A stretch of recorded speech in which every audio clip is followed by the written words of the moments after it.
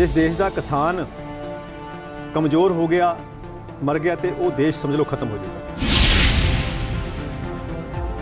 और किसानां ने धरती का सीना पाड़ के लोगों वास्ते भोजन पैदा किया। जो भी कोई क्रांति उठी है, चाहे वो देश की आज़ादी वास्ते होवे, चाहे वो हरी क्रांति होवे, चाहे वो वाइट क्रांति होवे, ते वो पंजाब तो शुरुआत हुई है। दर्शकों, आप सभी का स्वागत है। न्यूज़ डीएनएन की एक विशेष पेशकश जिसको कि हम चाय पे चर्चा का नाम देते हैं, और चर्चा का विषय जो है वो आज की डेट में जो बहुत एक ज्वलंत समस्या हमारे देश में चल रही है, किसानों का मुद्दा। किसान बिल पे बातचीत करेंगे और आज हमारे साथ कांग्रेस के वरिष्ठ नेता श्री भोला गिरेवाल जी हैं, जो कि महामंत्री हैं, जनरल सेक्रेटरी हैं पंजाब के कांग्रेस के। सर, आपका बहुत बहुत स्वागत है न्यूज़ डीएनएन में। आपके बहुमूल्य समय अपना निकाला है बातचीत के लिए, धन्यवाद जी। सर, सबसे पहला प्रश्न हम अपने दर्शकों के लिए जानना चाहते हैं कि किसान बिल, जो कि एक आम आदमी कितना समझता है कितना नहीं समझता हमें नहीं पता, हम आपसे चाहते हैं कि आप थोड़ा सा हमारे दर्शकों को बताएं किसान बिल क्या है। पहला तो मैं सारे ही जो सत्कारयोग साथी देख रहे ने उन्होंने नमस्कार करदा, सत श्री अकाल। और किसान बिल बारे जो न्यूज़ डीएनएन ने यह शुरू किया प्रोग्राम, इस ते चर्चा शुरू की है। और अज पूरी दुनिया दे विच पूरी दुनिया दे विच किसान बिलों बारे चर्चा चल रही है, विरोध हो रहे ने। और उसका कारण, और बिल जदों बनाए गए तो उदों इस देश नूं देख के, लोगों की जरूरतों नूं देख के बनाए गए। तो अज जिहड़े 3 बिल ने, जिहड़ा तो पहला सब तो पहला बिल आया वा जिहड़ा जमाखोरी कानून बनिया सीगा, तो अज हटा दिता गया। सब तो वड्डा तो नुकसान ये है, और कदे जे कोई स्टॉक कर लैंदा सीगा, वध इकट्ठा कर लैंदा सी ते महंगाई हो जाती सी, उहदे ते छापा मारदे सीगे ते वो जमाखोरी कर नहीं सकदा सी। ते पर अज वो कानून ही हटा दिता गया, जिन्नी मर्जी जमाखोरी कर सकते हो, तो छापे मारन वाला काम ही खत्म हो गया, सरकार ही खत्म हो गई उत्थे। ते दूसरा कृषि बिल जिहड़ा, ते तीसरा जिहड़ा बिल हैगा भी आम मंडियां दे विच प्राइवेट मंडियां भी खरीद सकदियां ने, प्राइवेट मिल के भी खरीद सकते हैं। तो और तीनों बिल और जे ठीक होंदे तो मिल के मेरा ख्याल है भी बड़े बड़े देश के प्रधानमंत्री और बड़े बड़े और कह सकते हैं आप जर्नलिस्ट और अर्थशास्त्री और इसनूं मिल के सारे ही विरोध कर रहे हैं। क्यों कर रहे हैं? क्योंकि गलत है। और जे ठीक हुंदा तो बिल्कुल नहीं करना सीगा। अज हो की रहा, अज किसान मर रहा। जिस देश का किसान कमज़ोर हो गया, मर गया, तो वो देश समझ लो खत्म हो जाऊगा। क्योंकि एक नारा दिता गया सी, वो समा भी सीगा जदों नारा दिता गया जय जवान जय किसान, मतलब कि किसान दे सिर ते ये उपज हुई सारी। और किसानां ने धरती का सीना पाड़ के लोगों वास्ते भोजन पैदा किया। तो वो जिहड़े फौजी जय जवान ने, जिहड़े वो जय जवान भी वो भोजन खा के उत्थे मुड़ के बॉर्डर ते रक्षा कर रहे हैं। और तुसीं देखिया होना, खास करके जो भी कोई क्रांति उठी है, चाहे वो देश की आज़ादी वास्ते होवे जी, चाहे वो हरी क्रांति होवे, चाहे वो वाइट क्रांति होवे, तो वो पंजाब तो शुरुआत हुई है जी। और जे आपां आज़ादी की लड़ाई दे विच योगदान गल करते हैं, तो जे मतलब कि जिन्हों ने शहीदियाँ दित्तियां उहदी गल करते हैं, तो मेरा ख्याल है भी 98% पंजाबी ने जिन्हों ने फांसी के रुस्से जमे ने।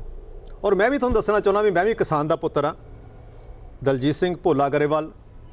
और मैं उस शख्सियत का वारस है सरदार करतार सिंह सराभा, जिन्होंने कि 18 साल की उम्र के आज़ादी की गदर लहर के योगदान पा के 18 साल की उम्र के रस्सा चुमिया। वो सरदार करतार सिंह सराभा, वो भी गरेवाल ने। और मैं उन्हों का वारस हाँ, तो साढ़े खून दे विच कह सकते हैं भी ये लोगों की भलाई वास्ते जज्बा है और बजुर्गों का आशीर्वाद है। तो अज जे आप गल करते हैं 18 साल की उम्र के शहीद भगत सिंह, 24 साल की उम्र के और सा उधम सिंह, राजगुरु सुखदेव और ये पंजाबी 98% ਪੰਜਾਬੀਆਂ ਨੇ ਯੋਗਦਾਨ ਪਾਇਆ, 98% ਪੰਜਾਬੀਆਂ ਨੇ ਸ਼ਹੀਦੀਆਂ ਦਿੱਤੀਆਂ ਤੇ ਤਾਂ ਦੇਸ਼ ਆਜ਼ਾਦ ਹੋਇਆ। ਤੇ ਅੱਜ ਵੀ ਇਹ ਲਹਿਰ ਪੰਜਾਬ ਤੋਂ ਉੱਠੀ ਹੈ। ਔਰ ਇਹ ਨਹੀਂ ਵੀ ਪੰਜਾਬੀ ਅਨਪੜ੍ਹ ਨੇ ਜਾਂ ਕਿਸਾਨ ਅਨਪੜ੍ਹ ਨੇ। ਤੁਸੀਂ ਦੇਖਿਆ ਹੋਣਾ ਮਤਲਬ ਕਿ ਟੀਵੀਆਂ 'ਤੇ ਮਿਲ ਕੇ ਜਾਂ ਉਹਨਾਂ ਦੀ ਮੀਟਿੰਗਾਂ ਦੇ ਵਿੱਚ, ਤੇ ਕਿਸਾਨ ਅਨਪੜ੍ਹ ਨਹੀਂ ਹੈਗਾ, ਕਿਸਾਨ ਬਰਾਬਰ ਜਵਾਬ ਦੇ ਰਿਹਾ ਔਰ ਕਿਸਾਨ ਬਰਾਬਰ ਗੱਲ ਕਰ ਰਿਹਾ ਵਾ। ਔਰ ਅੱਜ ਹਾਲਾਤ ਇਹ ਨੇ ਵੀ ਕਿਸਾਨ ਨੂੰ ਮਾਰਨ ਦੀ ਕੋਸ਼ਿਸ਼ ਕੀਤੀ ਜਾ ਰਹੀ ਹੈ ਤੇ ਵੱਡੇ ਘਰਾਣਿਆਂ ਨੂੰ ਉਪਜਿਆ ਜਾ ਰਿਹਾ ਵਾ। ਔਰ ਉਹ ਕਹਿ ਸਕਦੇ ਆ ਵੀ ਇੱਕ ਟਾਈਮ ਸੀਗਾ ਜਦੋਂ ਰਿਆਸਤਾਂ ਹੁੰਦੀਆਂ ਸੀਗੀਆਂ, ਵੱਡੇ ਵੱਡੇ ਰਾਜਿਆਂ ਦੀਆਂ ਰਿਆਸਤਾਂ ਹੁੰਦੀਆਂ ਸੀ, ਤੇ ਉਹ ਰਿਆਸਤਾਂ ਦੁਬਾਰਾ ਲਿਆਉਣ ਦੀ ਕੋਸ਼ਿਸ਼ ਕੀਤੀ ਜਾ ਰਹੀ ਹੈ ਮੋਦੀ ਸਾਹਿਬ ਵੱਲੋਂ। ਔਰ ਉਹਦੇ ਵਿੱਚ ਰਾਜਾ ਵਾਨੀ ਜੀ, ਰਾਜਾ ਅਡਾਨੀ ਜੀ ਇਸ ਤਰ੍ਹਾਂ ਦੇ ਰਾਜੇ ਪੈਦਾ ਕਰ ਰਹੇ ਨੇ ਤੇ ਲੋਕਾਂ ਨੂੰ ਮਾਰ ਕੇ। ਇਸ ਕਰਕੇ ਮੈਂ ਇਹ ਕਹਿਣਾ ਚਾਹੁੰਦਾ ਵੀ ਕਿਸਾਨ ਬਿੱਲ ਜਿਹੜੇ ਹੈਗੇ ਨੇ ਉਹ ਮੈਂ ਨਹੀਂ ਜਾਂ ਤੁਸੀਂ ਨਹੀਂ ਜਾਂ ਇੱਕ ਨਹੀਂ ਜਾਂ ਦੋ ਨਹੀਂ, ਮਤਲਬ ਕਿ ਲੱਖਾਂ ਦੀ ਤਾਦਾਦ 'ਚ, ਕਰੋੜਾਂ ਦੀ ਤਾਦਾਦ ਦੇ ਵਿੱਚ ਉਸ ਦਾ ਵਿਰੋਧ ਹੋ ਰਿਹਾ। ਤੇ ਕਮ ਸੇ ਕਮ ਉਹ ਸੋਚਣਾ ਚਾਹੀਦਾ ਵੀ ਇਹ ਕਰੋੜਾਂ ਲੋਕ ਵਿਰੋਧ ਕਰ ਰਹੇ ਨੇ ਜਿਨ੍ਹਾਂ ਨੇ ਸਾਨੂੰ ਚੁਣ ਕੇ ਇਸ ਬਿੱਲ ਬਣਾਉਣ ਦੀ ਮਤਲਬ ਕਿ ਸ਼ਕਤੀ ਦਿੱਤੀ ਹੈ, ਤੇ ਉਹ ਵਿਰੋਧ ਕਰ ਰਹੇ ਨੇ ਕਿ ਇਹ ਬਿੱਲ ਠੀਕ ਹੈ ਗਲਤ ਹੈ। ਪਰ ਘਮੰਡੀ ਰਾਜਾ, ਤੇ ਇਸ ਕਰਕੇ ਅੱਜ ਜੋ ਕਹਿਤਾ ਤੇ ਉਹ ਕਰਤਾ। ਅੱਜ ਤੱਕ ਜਿੰਨੇ ਮੋਦੀ ਜੀ ਨੇ ਕਾਨੂੰਨ ਲੈ ਕੇ ਆਂਦੇ, ਚਾਹੇ GST ਹੋ ਗਿਆ, ਨੋਟਬੰਦੀ ਹੋ ਗਈ, ਕੋਈ ਵੀ ਕਾਨੂੰਨ ਲੈ ਕੇ ਆਂਦਾ ਔਰ ਕਿਸੇ ਤੇ ਚਰਚਾ ਨਹੀਂ ਕੀਤੀ। ਪਰ ਅੱਜ ਪੂਰੀ ਦੁਨੀਆ ਕਿਸਾਨ ਬਿੱਲ ਦੇ ਵਿਰੋਧ 'ਚ ਹੈ, ਇਹ ਕਾਲੇ ਕਾਨੂੰਨ ਦੇ ਵਿਰੋਧ 'ਚ ਆ। ਤੇ ਅੱਜ ਚਰਚਾ ਤਾਂ ਹੋ ਰਹੀ ਆ ਪਰ ਮੰਨਣ ਨੂੰ ਫਿਰ ਤਿਆਰ ਨਹੀਂ, ਔਰ ਕਹਿ ਰਹੇ ਆ ਵੀ ਅਸੀਂ ਉਹਦੇ 'ਚ ਮਤਲਬ ਕਿ ਸੋਧ ਕਰ ਦਿੰਦੇ ਆ। ਸੋਧ ਕਿਉਂ ਕਰਨਾ ਚਾਹੁੰਦੇ ਨੇ? ਗਲਤ ਨੇ। ਜੇ ਸੋਧ ਕਰਨਾ ਤਾਂ ਹੀ, ਨਹੀਂ ਤਾਂ ਮੰਨਦੇ ਹੀ ਨਾ ਸੋਧ ਨੇ। ਸੋਧ ਕਹਿੰਦੇ ਸੋਧ ਕਰ ਦਿੰਦੇ ਆ, ਕਿਉਂਕਿ ਸੋਧ ਤਾਂ ਹੀ ਹੋ ਸਕਦੀ ਹੈ ਜੇ ਗਲਤ ਨੇ। ਮੰਨ ਗਏ ਨੇ ਵੀ ਆਹ ਸੋਧ ਕਰ ਦਿੰਦੇ ਆ, ਸੋਧ ਕਰ ਦਿੰਦੇ ਆ, 90% ਮੰਨ ਗਏ ਨੇ।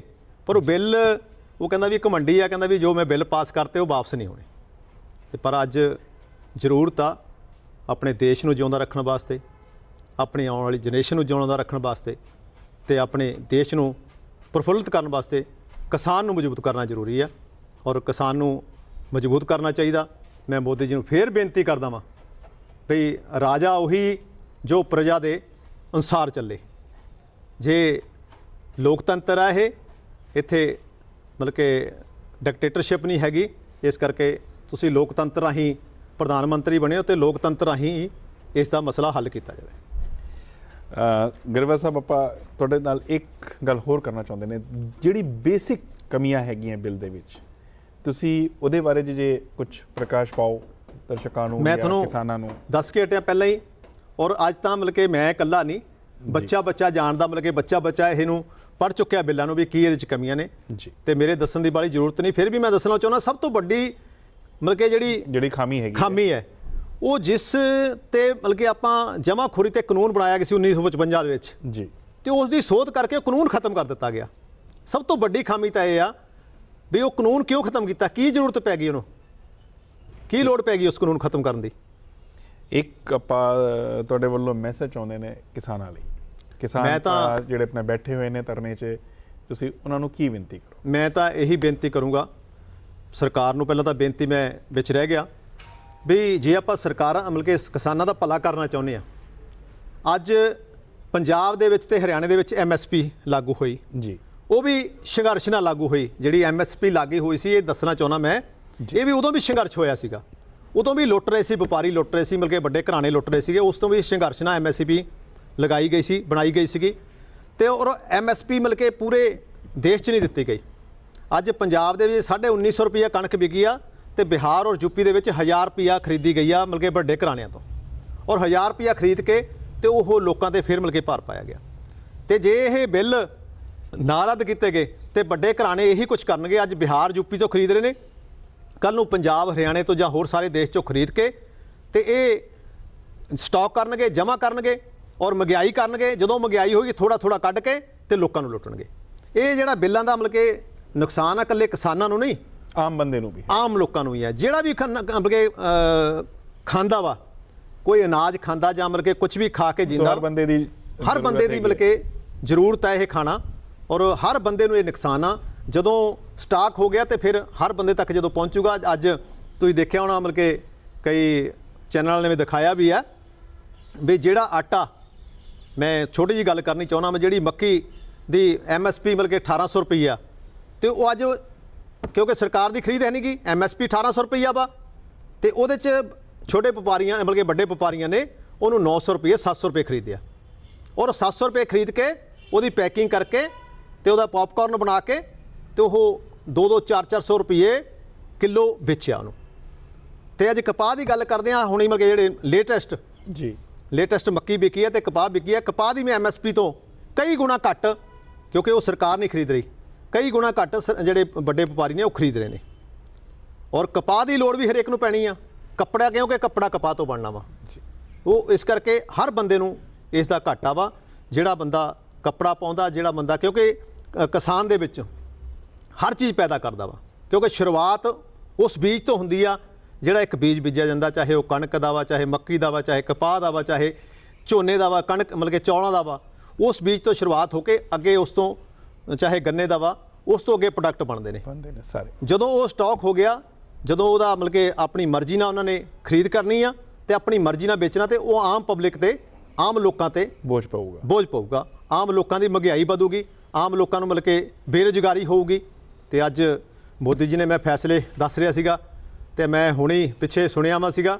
ਵੀ ਜਦੋਂ ਦੀ ਮੋਦੀ ਸਰਕਾਰ ਆਈ ਹੈ ਔਰ 66 ਲੱਖ ਨੌਕਰੀ ਚਲੇ ਗਈ ਲੋਕਾਂ ਦੀ ਤੁਸੀਂ ਤਾਂ ਸਾਰੇ ਜਾਣਦੇ ਹੋ 66 ਲੱਖ ਮਤਲਬ ਕਿ ਫਿਗਰ ਦੇ ਰਹੇ ਸੀ 66 ਲੱਖ ਨੌਕਰੀ ਜਾ ਚੁੱਕੀ ਆ ਕੀ ਮੋਦੀ ਜੀ ਨੇ ਮਤਲਬ ਕਿ ਪ੍ਰਾਪਤੀ ਕੀਤੀ ਹੈ ਮੋਦੀ ਜੀ ਕਹਿੰਦੇ ਮਤਲਬ ਕਿ ਨਿਊ ਇੰਡੀਆ ਲੈ ਕੇ ਆ ਰਿਹਾ ਮੈਂ ਸ਼ਾਈਨ ਇੰਡੀਆ ਲੈ ਕੇ ਆ ਰਿਹਾ ਵਾਂ ਕਿ 66 ਲੱਖ ਲੋਕਾਂ ਦਾ ਮਤਲਬ ਕਿ ਬੇਰੁਜ਼ਗਾਰ ਕਰਤਾ ਆ ਕੇ ਆਪਣੀ ਨਵੀਆਂ ਨੌਕਰੀਆਂ ਤਾਂ ਕੀ ਦੇਣੀਆਂ ਸੀ 66 ਲੱਖ ਲੋਕ ਬੇਰੁਜ਼ਗਾਰ ਹੋ ਗਏ ਨੇ ਇਸ ਕਰਕੇ ਮੈਂ ਦੱਸਣਾ ਚਾਹੁੰਦਾ ਜੇ ਸਰਕਾਰ ਕਿਸਾਨਾਂ ਦਾ ਭਲਾ ਕਰਨੀ ਚਾਹੁੰਦੀ ਆ ਤੇ ਸਵਾਮੀਨਾਥਨ ਰਿਪੋਰਟ ਜਿਹੜੀ ਸਵਾਮੀਨਾਥਨ ਕਮਿਸ਼ਨ ਬਣਿਆ ਸੀਗਾ ਉਹਨੇ ਕਮਿਸ਼ਨ ਨੇ ਇਹ ਗੱਲ ਕਹੀ ਸੀਗੀ ਬਈ ਜੇ ਕਿਸਾਨਾਂ ਨੂੰ ਮਿਲ ਕੇ ਤੁਸੀਂ ਦੇਣਾ ਚਾਹੁੰਦੇ ਹੋ ਤੇ ਉਹਦੀ ਜਿਹੜੀ ਲਾਗਤ ਹੈ ਤੇ ਉਹਦਾ ਪ੍ਰੋਫਿਟ ਆ ਉਹਨੂੰ ਮਿਲ ਕੇ ਮਿੱਥ ਕੇ ਉਹਦੀ ਮਿਲ ਕੇ ਮਹਿੰਗਾਈ ਦੇ ਹਿਸਾਬ ਨਾਲ ਉਹਦੀ MSP ਬਣਾਈ ਜਾਵੇ ਔਰ ਮੈਂ ਸਰਕਾਰ ਨੂੰ ਇਹ ਕਹਿਣਾ ਚਾਹੁੰਦਾ ਵੀ ਜੇ ਤੁਸੀਂ ਕਿਸਾਨਾਂ ਦਾ ਭਲਾ ਕਰਨਾ ਚਾਹੁੰਦੇ ਹੋ ਜਿਹੜੇ ਯੂਪੀ ਬਿਹਾਰ ਦੇ ਵਿੱਚ ਵਿਚਾਰੇ ਮਿਲ ਕੇ ਮਰ ਰਹੇ ਨੇ ਜਿਹੜੇ ਜਿਨ੍ਹਾਂ ਦੀ 1900 ਰੁਪਏ ਕਣਕ ਮਿਲ ਕੇ ਖਰੀਦੀ ਜਾ ਰਹੀ ਆ ਤੇ ਉਹਨਾਂ ਨੂੰ ਪਹਿਲਾਂ ਮਿਲ ਕੇ ਖੜੇ ਕਰੋ ਉਹਨਾਂ ਨੂੰ ਬਰਾਬਰ ਲੈ ਕੇ ਆਓ ਉਸ ਤੋਂ ਬਾਅਦ ਕਹੋ ਵੀ ਅਸੀਂ ਉਹਨਾਂ ਨੂੰ ਬਰਾਬਰ ਲੈ ਕੇ ਆਂਦਾ ਵਾ ਔਰ ਸਵਾਮੀਨਾਥਨ ਜੋ ਕਮਿਸ਼ਨ ਬਣਿਆ ਉਹਨੇ ਇਹ ਕਿਹਾ ਵਾ ਮਹਿੰਗਾਈ ਦੇ ਹਿਸਾਬ ਨਾਲ ਜੋ ਇਹਨਾਂ ਦਾ ਕਿਸਾਨਾਂ ਦਾ ਮਤਲਬ ਕਿ ਫਸਲ ਹੈ ਤੇ ਉਸ ਹਿਸਾਬ ਨਾਲ ਉਹਦਾ MSP ਨਾਲ ਦੀ ਨਾਲ ਬਣਾਇਆ ਜਾਵੇ ਉਹਦਾ ਲਾਗਤ ਨਾਲ ਪ੍ਰੋਫਿਟ ਜੋੜ ਕੇ ਉਹਦਾ MSP ਬਣਾਇਆ ਜਾਵੇ ਤੇ ਸਰਕਾਰ ਉਹਨੂੰ ਖਰੀਦੇ ਜੇ ਨਾ ਇਹ ਬਿੱਲ ਮਿਲ ਕੇ ਰੱਦ ਹੋਏ ਜੇ ਬਿੱਲ ਮਿਲ ਕੇ ਰਹਿ ਜਾਂਦੇ ਆ ਤੇ ਵਪਾਰੀਆਂ ਦੀ ਮੋਨੋਪੋਲੀ ਹੋ ਜੂਗੀ ਰਿਆਸਤਾਂ ਬਣ ਜਾਣਗੀਆਂ ਔਰ ਇੱਕ ਰਿਆਸਤ ਵਾਲਾ ਮਤਲਬ ਕਣਕ ਖਰੀਦਿਆ ਕਰੂਗਾ ਇੱਕ ਰਿਆਸਤ ਵਾਲਾ ਮਤਲਬ ਕਿ ਝੋਨਾ ਖਰੀਦਿਆ ਕਰੂਗਾ ਇੱਕ ਰਿਆਸਤ ਵਾਲਾ ਮੱਕੀ ਖਰੀਦਿਆ ਕਰੂਗਾ ਉੱਥੇ ਆਪਣੀ ਮਰਜ਼ੀ ਨਾਲ ਫਿਰ ਉਹ ਦਿਆ ਕਰਨਗੇ ਤੇ ਲੋਕਾਂ ਤੇ ਬੋਝ ਪਾਉਣਗੇ ਇਸ ਕਰਕੇ ਮੈਂ ਕਹਿੰਦਾ ਵੀ ਸਵਾਮੀਨਾਥਨ ਰਿਪੋਰਟ ਲਿਆਂਦੀ ਜਾਵੇ ਔਰ ਸਵਾਮੀਨਾਥਨ ਜਿਹੜਾ ਕਮਿਸ਼ਨ ਆ ਜੋ ਉਹਦੀ ਹੈਗਾ ਉਹ ਲਾਗੂ ਕੀਤਾ ਜਾਵੇ ਤਾਂ ਕਿ ਕਿਸਾਨ ਆਪਣੇ ਦੇਸ਼ ਦੇ ਬਚ ਸਕਣ ਤੇ ਤਾਂ ਕਰਕੇ किसानी बच सके तो देश बच सके। दर्शकों, ये थी हमारी बहुत मुख्तसर छोटी सी मुलाकात दलजीत सिंह भोला गिरेवाल जी के साथ, जो कि कांग्रेस पंजाब के महामंत्री हैं, जनरल सेक्रेटरी हैं। इन्होंने अपने विचार व्यक्त करे किसान बिल के बारे में।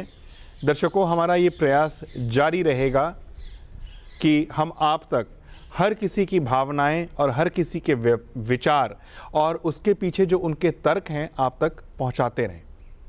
हम इस प्रयास में निरंतर आपके साथ जुड़े रहेंगे। हम एक बार फिर से दलजीत सिंह भोला जी का बहुत बहुत हृदय से धन्यवाद देना चाहते हैं कि उन्होंने इस कार्य के लिए समय निकाला, आप तक संदेश पहुंचाया, आप तक अपने विचार दिए और बताया कि इस बिल के क्या क्या नुकसान हैं और इस बिल के फ़ायदे कैसे हो सकते हैं, क्या कौन कौन सी रिपोर्ट अगर लागू करी जाए तो एक आम आदमी को और किसान को फ़ायदा मिल सकता है। उम्मीद करेंगे हम अपना संदेश आप तक पहुंचाने में सफल रहे होंगे। और भोला जी, आपने समय निकाला, अपने विचार रखे दर्शकों तक, किसान भाइयों तक। हम उम्मीद करते हैं कि उनको इस चीज़ से बहुत प्रेरणा मिलेगी और वो आगे समझेंगे कि क्या विशेषताएं हैं और क्या नुकसान है। धन्यवाद जी विवेक जी, DNN न्यूज़ का धन्यवाद, सारे दर्शकों का धन्यवाद। वाहिगुरू जी का खालसा, वाहिगुरू जी की फतेह। Subscribe to our YouTube channel News DNN by clicking the bell icon. Don't forget to like, comment and share.